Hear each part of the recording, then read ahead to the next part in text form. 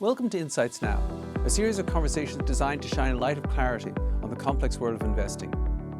This season is a special summer series entitled Market Movers, as we will focus on key themes that have the potential to move markets today and over the long term.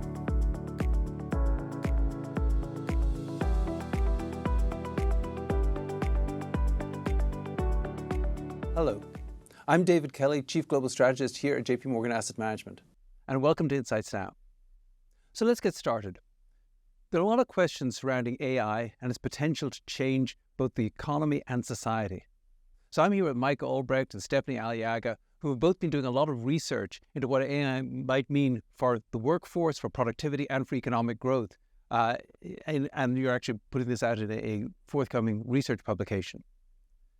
So Mike is a strategist with our multi-asset solutions team here at JP Morgan Asset Management, and Stephanie's a research analyst in my team who spends a lot of time focusing on the US economy. She's also helped a ton with these podcasts, so thank you for that, Stephanie. So it's great to have you both at this table here. So let me start with you, Mike. Why AI now? I mean, AI has been around for a while, so why is there so much excitement about AI right now? Yeah, that's really the question of the day, right? There's a lot of excitement in the market right now. And really what sets us apart from the prior waves of AI excitement that we've had in the past is the generative nature of AI. So it's really generative AI as it's known that people are excited about. The best example of this, the most obvious one, is ChatGPT, the product from OpenAI, that chatbot that you can ask any kind of question and it replies to you in a very natural language way. Now that's text-based, but there's also other technologies similar that work with images like DALL-E and can really generate images based on a text prompt. Now, if you compare that to where we were, several years ago, thinking back to 1997, I grew up playing chess, and I remember when Garry Kasparov got defeated by the IBM computer. That was a very primitive example of AI, yes, but AI nonetheless. And we've come a long way since then. There's been progress on machine learning. So, when I open up my phone, I can search Bumblebee within Google Photos, and I'll come up with the result of the pictures that I took a few weeks ago. Yeah. And that's because Google has gone and tagged my picture with all the contents of what they understand is in that picture. So that's really cool, right? And a lot of resources goes into this. Every time you go on the internet and you have to verify you're a human, and very annoyingly, and you have to pick the images with the fire hydrants in them, you're training a model, and that's very useful, right? The difference now with generative AI is that I can actually ask it to show me a photorealistic picture of a bumblebee wearing a hat. I can ask DALL-E to do that, or I can ask ChatGPT to write me a story about a bumblebee learning to fly. So there's a lot of differences here, and maybe silly as it sounds, it's very important because you're not just writing a story. You could potentially write a movie script, right? And that's why the screenwriters in America are on strike right now. Now, to be sure, there's only about 10,000 screenwriters in the U.S., but if you can write a movie script or at least help to do that, then you can probably write computer code and help software engineers debug their code. You can probably help lawyers draft contracts and write legal opinions. So there's a lot that you can potentially do just in that text space. And then if you think about the visual components, you can imagine that the graphic designers, video editors, a lot of their work can be automated as well ultimately. And so when we imagine what generative AI can do across the whole economy, the impact can really be massive. Sometimes it's actually easier to imagine what generative AI can't do. And the biggest category there is that it can't do physical things. It can't pick up a glass of water and give it to someone, sure, right? But it in our information economy, in our desk jobs, that there's a lot that we do that it could potentially be automated. So the bottom line to your question, I think, is that what really sets generative AI apart is that there's so much that it can do that we do today, and ultimately being able to automate that much can have a really big impact on our daily lives and the economy. Sure. So, Stephanie, do you agree with that? Yeah, and I mean, I think the other main reason for excitement is that this has been able to become suddenly so mainstream. And the reason that this technology has, the adoption speed has really been able to take off is because unlike the advent of the computer, where first for everyone to use computers, you needed to build, these expensive computer labs and teach everyone how to use a computer. Now everyone already has computers, smartphones. They can just search up OpenAI on their mobile phone and begin using the technology right away. So that's how there's that statistic that ChatGPT broke records by reaching 1 million users in just 5 days. I mean, that's really, the key here is that it's approachable to the average non-technical human. And then businesses are also catching on, right? There are a lot of exciting things that this can do for businesses and making their processes more efficient. And so we've seen this wave of investment dollars flowing into AI in recent years. So just in the 5 years ending in 2021, you saw global business investment increase by 6 times on AI technologies. AI startups are also exploding, but it's not just startups, right? It's also the largest companies in the S&P 500. So we actually look through earnings transcripts of the first quarter earnings calls this year, and about 30% of S&P 500 management teams were talking about AI. And that's up from 13% last year compared to the last hype wave around crypto. That really only ever got to 7% of S&P 500 companies. So the business focus on this has been really impressive too, and it shows how AI is really well positioned to grow and scale in the coming years. And so it sounds to me like it's not just the generative part is really important because it can actually almost think, which is really what's bizarre about it, but also Stephanie, to your point, the fact it's accessibility to the masses. Because I remember when I started with computers, and now I'm dating myself, you literally had to write in DOS for disk operating system at the first prompt in order to get the thing going. Yeah. But it was behind a very obscure wall in terms of using these. But now anybody can use them because the AI is not just good at coming up with ideas; it's also good at understanding humans. Mm-hmm. So it could have a lot of productivity implications, obviously. But what do you think? I mean, how can you quantify what those productivity implications might be? Yeah, so there's a lot of estimates out there. Just starting at a firm level, right? There's a range of empirical studies that have looked at this, and they've observed that companies adopting AI technologies can experience something like 10 to 20% in labor productivity gains, just in their one company. And then there's estimates that kind of expand on an aggregate productivity level for the U.S. economy. And Goldman Sachs thinks that could potentially contribute to 2 to 3% in productivity growth every year for the next 10 years. McKinsey also has done their own analysis. They found, similar numbers. And to put that into context, like productivity growth has been pretty lackluster in the past 10 years. I mean, you have done a lot of work on this. Yes. One of the more frustrating things when forecasting economic growth, we're just not getting productivity. And that's grown at like 1.4% since 2005. So we're talking about an incremental gain of about 2 to 3% just from generative AI and AI technologies. Said a different way, I mean, this could add trillions to the global economy in terms of total output, right? So McKinsey has added this up, and they think this could add between $2 to $4 trillion to global GDP globally. Mm-hmm. That's like adding an entire, economy the size of the UK each year. Mm-hmm. And this is just from... I hope it operates better than the UK economy. I hope so too. So that, we're really talking about some really major impacts here from AI, potentially. Yeah, Mike, do you have some thoughts on productivity? Yeah. So a couple of things. I mean, first of all, I think there's a tremendous amount of uncertainty here. So we have to really be humble when we're talking about any of these numbers and really trying to quantify anything. It's hard to pin down exact numbers, and you'll hear a lot of very, very wide ranges, and we have those ourselves. The uncertainties come from the technology itself. We see what ChatGPT is able to do today. We don't know what it's going to be able to do in 10 years from now. It's going to be able to advance significantly from where it is now. There is some uncertainty about the willingness and ability of businesses to really adopt that. And then if that is the case, how do societies respond ultimately and governments respond? Do people go and they find different kinds of work after they've maybe been displaced from their job because of automation? That's something I'm sure we'll get into. But then on top of that, finally, there's all these complementary innovations that we don't even know yet what they're going to be.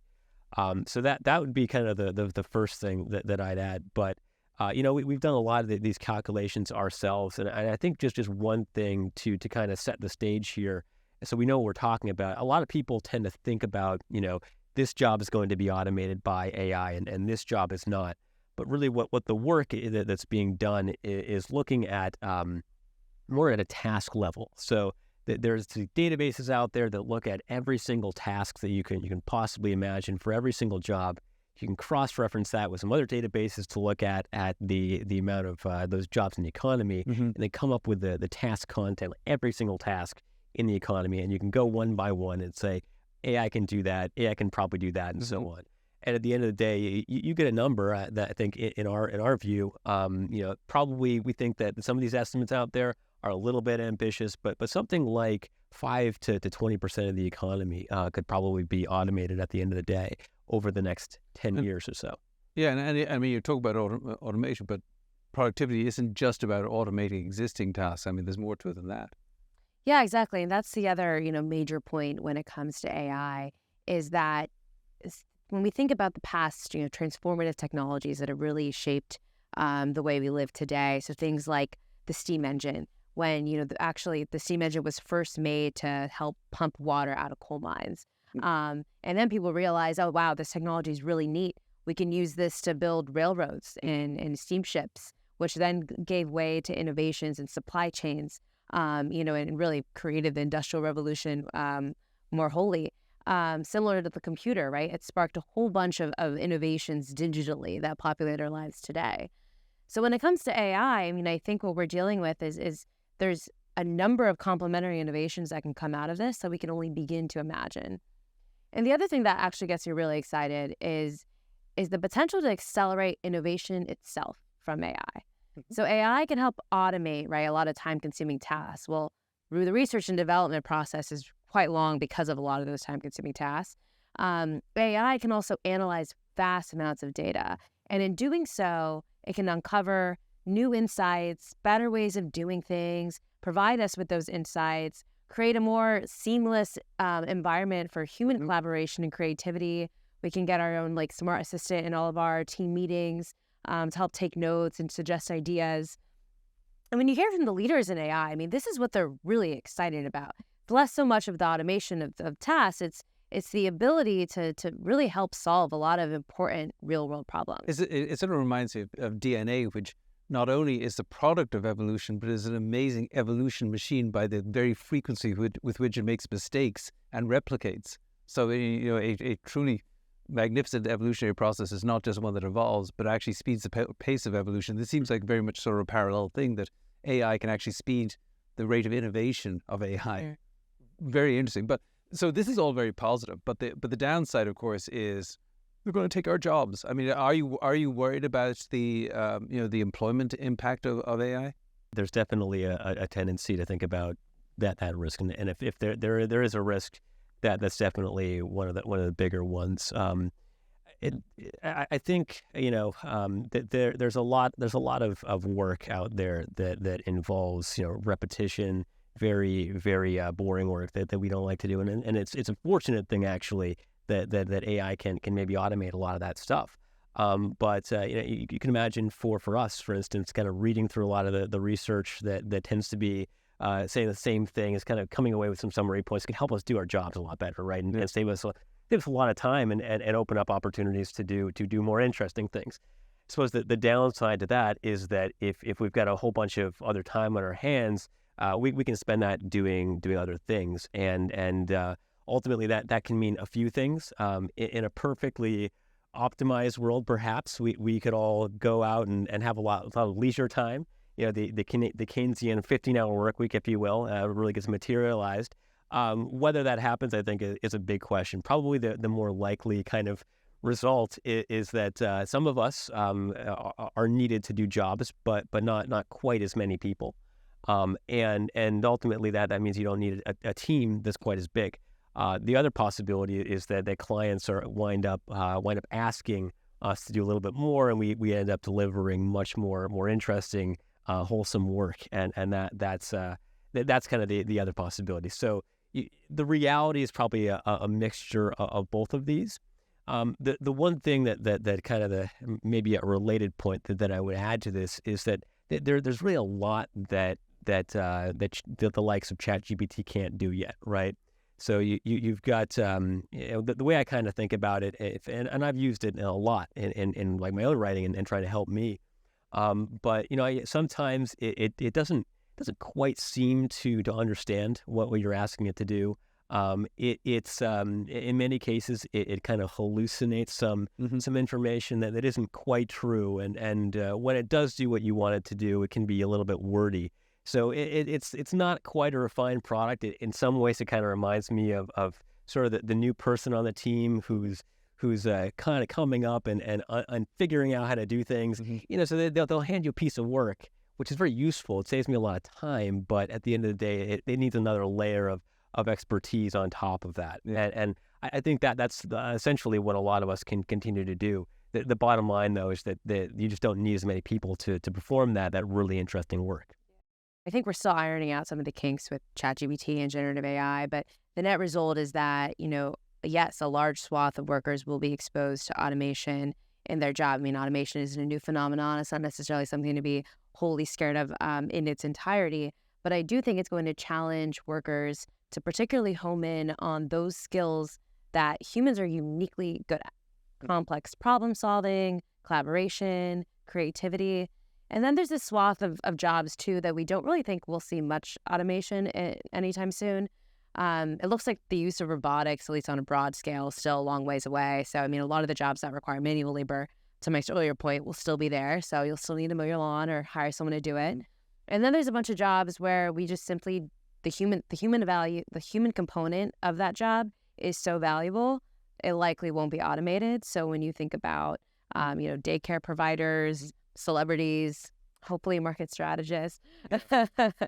Well, yeah, and I suppose part of it is, can the economy generate enough demand for new stuff to make up for for some of the older stuff that's being done more efficiently, which is really what the economy has really done. I mean, I've always believed, particularly in America, that people actually don't want to spend more time with their relatives, so they will find something to do, something to want and something to do. Yes. Yeah. So I think, over the as I think you both alluded to, over the years, people have often talked about how some technology is going to kill jobs, and somehow the economy always managed to find the demand for new stuff, new services, new things. Yeah. Which keeps us employed. Exactly. I mean, history shows this too. Over 80% of the employment growth that we've seen in the U.S. economy since the 1980s is explained by this tech-driven creation of new jobs. So yes, we've already displaced a lot of the farmers and textile workers that we used to have. And, back in the 1800s, over 80% of the U.S. workforce was working in the fields, right? But then the agricultural revolution, did it lead to mass unemployment? No, it actually, first it made the cost of a lot of those agricultural goods cheaper. So people had more money to spend on other things, and spend they did, right? So that created the birth of all of these new industries, which then needed to employ new people and so forth. So this long history of tech innovation that we've experienced in the U.S. has been associated with the birth of new jobs that have offset a lot of that labor creation. But one of the downsides in prior technological revolutions has been occasionally a widening of the income gap. And I mean, certainly that was true of the Industrial Revolution, where there were a lot of factory workers who were barely on starvation wages, even as some in society really lived very well off the productivity gains of the Industrial Revolution. So I'm wondering, do you worry that the AI revolution could lead to even greater inequality? Yeah, I think that's a very fair concern, and it's probably the biggest thing in the next several years that we would be concerned about, and in terms of something that could actually threaten the strength of economies globally and societies and the individuals in them.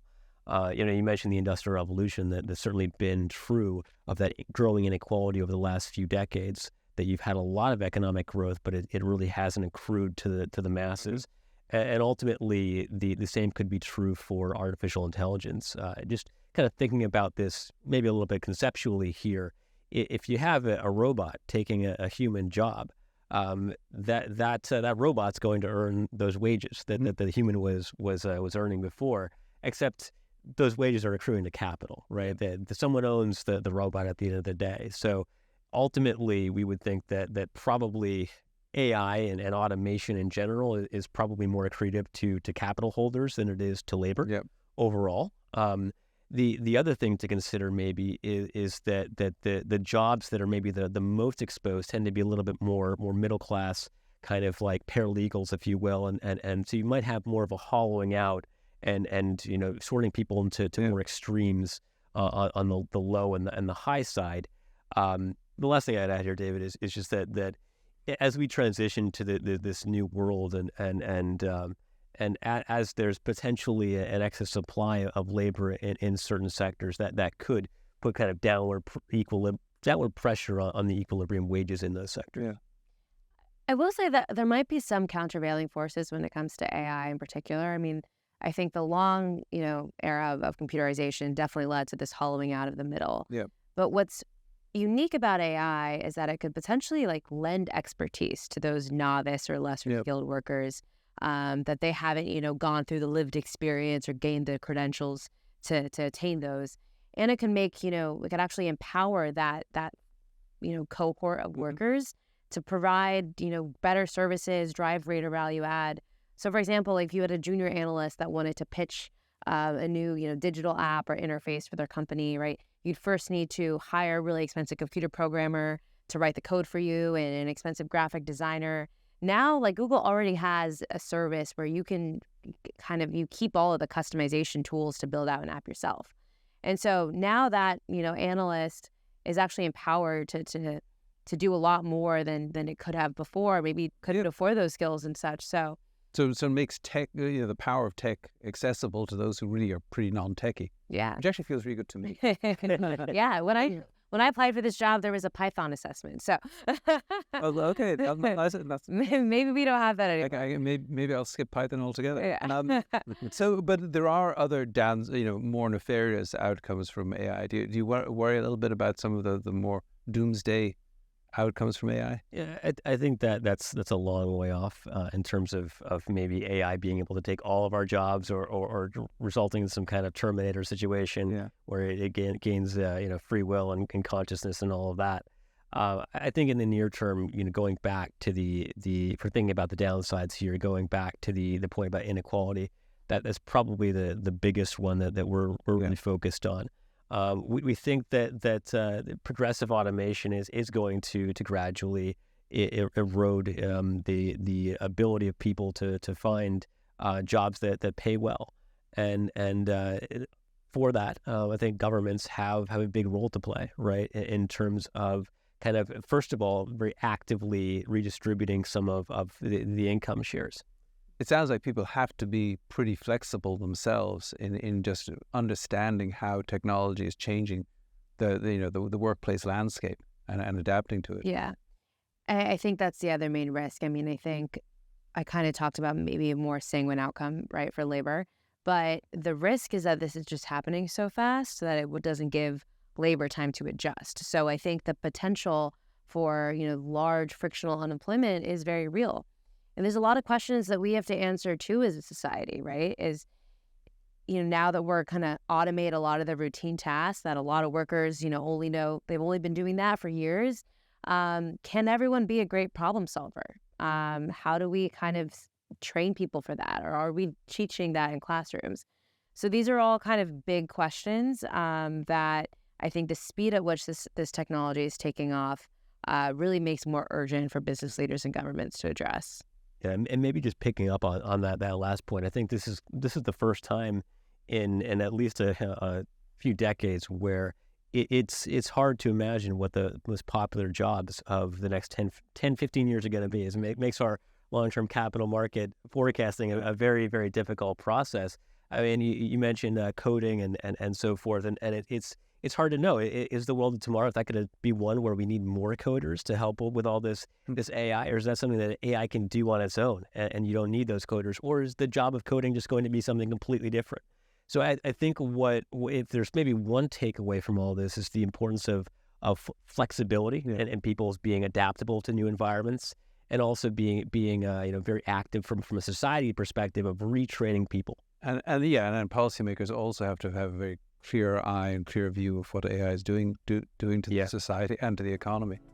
Well, listen, thank you so much, Mike and Stephanie. This has been fascinating, and thank you all for tuning in. Our team will be hosting webcasts and producing more AI content in the coming weeks. You can find links and additional information in the description box below. The next episode of the Market Movers series, we'll discuss the demographic shifts of this decade that are shaping the investment environment with my colleague Jack Manley. Till next time, thank you all for tuning in.